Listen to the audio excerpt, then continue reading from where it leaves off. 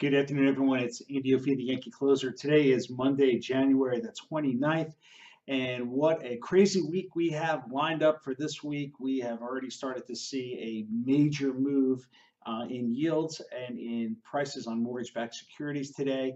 If you've been following some of the posts that I've been mentioning in the past on Facebook, you'll notice that a weaker dollar is really starting to weigh in on overseas purchases of American debt.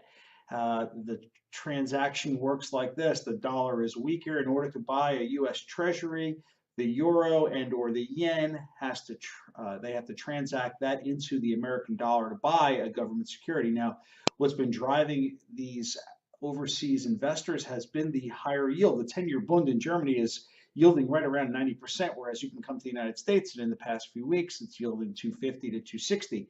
So that transaction now is starting to kind of go away. The weight is now shifting away. We're starting to see the Fed already start to unwind their balance sheet. And then later this week, I think is very important, the Treasury is going to announce their plans as far as the amount of U.S. sovereign debt that they're going to start auctioning off throughout the year. So it points to three things. We've got more supply, we have fewer buyers, and the last thing is that we're going to have a push in rates higher with the Fed now purchasing less on the open market and unwinding. So supply demand dynamic, pretty simple to look at. Rates have spiked today. I'll be honest with you, they're up a quarter of a point across the board. Be careful what you're seeing out there. Banks putting out rates online, whatever those are, static rates, they're not accurate. They're probably charging you a bunch of discount points. So just be careful if your buyers are out there looking. I'm leaning significantly towards a locking bias today, despite the fact that we've moved up faster. The 10-year note now touched 270 to 271. I think the next stop is 275. And then, like I said, then we can start running all the way up to 3% if we don't see any change. Finally, the last thing that we wanted to look at is the inflationary data. The PCE number came out today, and that did come in slightly higher. That is a Fed, that the Fed loves to look at that number and keep an eye on it as far as pushing inflation up to where they want things to be. So that number came in stronger. So we have inflationary pressures through, just to kind of throw into that. We've got a ton of data this week. We had Secretary Yellen's last meeting this week, and then Secretary Powell will be taking over the seat with the Fed. And just a lot of different components moving on here that's kind of causing a huge gyration in the market. Now, one thing I want to be able to provide to you today is a great handout. It is called the cost of waiting analysis. And basically what it's going to do is it's going to give you a 3-year timeline of what it would cost you to wait to purchase a home. Now, the numbers are skewed. We can adjust the rate any way you want. I've got rates going up over 1 year up to 5%, and then it skews up over those 3 years. So that obviously is going to have a significant impact on things.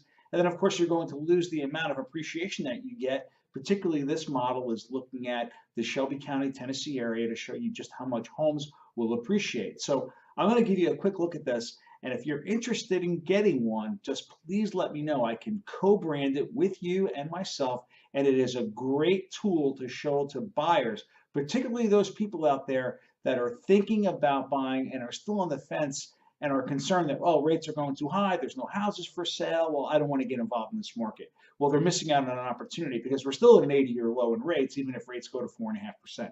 So let me show you this right now. Let's take a look, and I'll show you how things look. So I've taken a $200,000 loan, and you can see we'll wait 1 year, wait 2 years, wait 3 years. We look at how property values have gone up across the top line. We look at the loan amount as that goes up, because it will go up as homes appreciate if you do wait. The rate's at 4.25. Let's just say 1 year from now we go to 505, and then the cash to close will also increase. Your monthly principal and interest will start here, and then obviously it will go up with the higher interest rate and the higher amount of financing. And like I said, your numbers are all going to skew higher as you move forward. So the cost of waiting for 1 year right now, let's just take a look at 1 year. Waiting 1 year compared to purchasing a home 1 year out is an $8,700 difference. Then of course it's going to look incredibly higher as you go years out, 2 years, 3 years. And of course, we can always skew those numbers for you to reflect an interest rate if you have an idea of where rates are going to go based on analysis that you may be doing. So again, you can just see the significance in the loss of cash flow as you go forward by waiting and not purchasing. So here's another fancy graph basically saying the same thing, basically how much you're losing in appreciation and how much you're losing in amortization across the board, which are two things that people miss when they talk about, particularly people that are doing the rent versus buy comparison, because they forget about the amount of amortization that they're going to be gaining by owning a home. So very, very important stuff.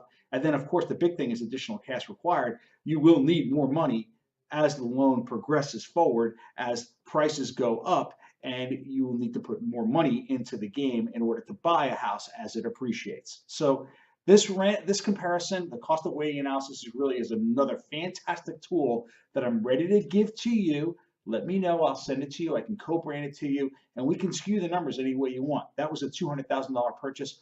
We can change that to any price point that you want. And like I said, it's just a fantastic tool to show to people because people want to see real numbers. They don't want to just say that home ownership is all about owning something or building equity in something. They want to see hard numbers, and I'm prepared to give that to you and to your clients. This is Andy O'Fee, the Yankee Closer. I'm here in the beautiful Collierville Deal Dugout. And like I said, let's keep our eyes on the market. Remember the two things that drive rates, the economy and inflation. And right now, both things are pointing higher, which are pushing rates higher also. Thanks so much and have a great afternoon. Talk to you soon.